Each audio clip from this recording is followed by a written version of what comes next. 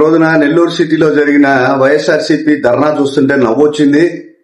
నల్ల కండువాలు ధరించి అయ్యప్ప మాలలో భక్తులు ఉన్నారేమో అని దిగి కిందకు చూస్తే ఆడ మనోళ్ళ భజన అయ్యప్ప స్వామిది కాదు, వేరే భజనగా ఉన్నింది.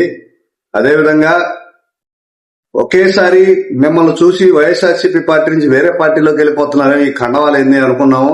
అది కూడా కుదరలేదు. అక్కడ చూస్తే రెడ్ బుక్ రాజ్యాంగం, వైసీపీ మద్దతు అని అదే భజన జరుగుతా ఉంది. గతంలో ఎమ్మెల్సీగా ఉన్న మీరు ఎమ్మెల్సీ చంద్రశేఖర్ రెడ్డికి, అది కూడా టీచర్ ఎమ్మెల్సీ చంద్రశేఖర్ రెడ్డి గారికి ప్రభుత్వం విద్యా సంస్థలకు సంబంధించి కొన్ని నిబంధనలు, షరతులు విధిస్తుంది.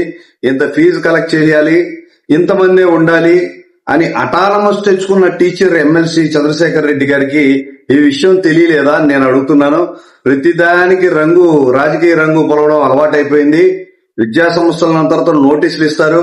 అది కరెక్టా కాదా ప్రూవ్ చేసుకోవాల్సిన బాధ్యత విద్యా సంస్థల యజమానులకు ఉందని మీకు తెలుసు అనుకుంటాను. గతంలో ఎలక్షన్ల ముందర నారాయణ విద్యా సంస్థల మీద అష్టదిగ్బంధనం తలపించే విధంగా అన్ని రకాలుగా లాక్ చేసి ఏదో చేద్దామని ప్రయత్నించారు.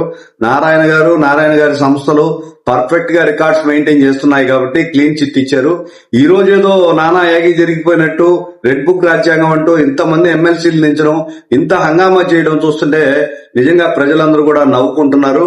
ప్రతి దానికి డ్రమెస్టిక్ గా వైఎస్ఆర్సీపీ వాడుకొని పార్టీ రంగు పులిని ఏదో ఒక విధంగా సానుభూతి సంపాదించుకొని గెలిచిపోదాం అనుకుంటున్నారేమో. నెల్లూరు జిల్లాలో ముఖ్యమంత్రి పదవులు లేవు సార్. పైపెచ్చు వైఎస్ఆర్సీపీ చంద్రశేఖర్ రెడ్డి గారి పుత్రుడు జగన్మోహన్ రెడ్డి గారే ముఖ్యమంత్రి అభ్యర్థి స్టేట్ లో. నెల్లూరు జిల్లాకి ప్రత్యేకంగా ముఖ్యమంత్రులు ఏముండవు. టికెట్ తెచ్చుకోవడానికి మీరు పడుతున్న కష్టాలు చూస్తుంటే కనీసం కొంత ఆలోచించి చేస్తే బాగుంటుంది అనిపిస్తుంది. ఈ రోడ్ల మీద జనాభాలు తోలకడం, ఎంత డబ్బు ఖర్చు అయిందో గానీ మొత్తం బొక్కే. ఇకనైనా ఆలోచించి వ్యవహరించండి. దేనికి మీరు రోడ్లు ఎక్కుతున్నారు, దానికి కాజ్ ఏంటి అనేది క్లియర్ గా తెలిసి ఉండాలి. ప్రజలందరూ కూడా ప్రతి సమస్యని క్షుణ్ణంగా పరిశీలిస్తున్నారు. మీరు ప్రశ్నించదలుచుకుంటే, సిస్టమ్ మీద ప్రశ్నించదలుచుకుంటే, ప్రభుత్వ విధి విధానాల గురించి మాట్లాడితే వినే పరిస్థితి ఉంది. కానీ సొంత సంస్థల్లో రికార్డులు సరిగ్గా మెయింటైన్ చేయకుండా ప్రభుత్వ నిబంధనలకు విరుద్ధంగా మీరు ఏదైనా చేసి ఉంటే దానికి ఎవరు కాపాడలేరు సార్.